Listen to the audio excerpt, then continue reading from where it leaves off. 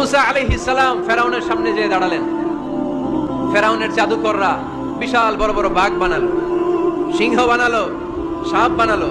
মুসা আলাইহিস সালাম দেখে ভড়কে গেলেন, ভয় পেয়ে গেলেন। আল্লাহ বললেন, মুসা ভয় নাই, তোমার লাঠিটা খালি ফেলো। কি ফেলো?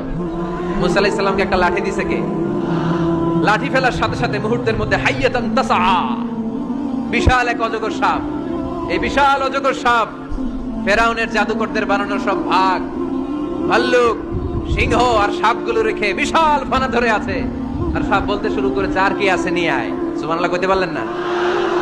এই দৃশ্য দেখার সাথে সাথে ফেরাউনের রাজপ্রাসাদের সামনে যতগুলো জাদুকর ছিল, কোরআন বলে ফাউলকিয়াস সাহারাতু সাজিদিন।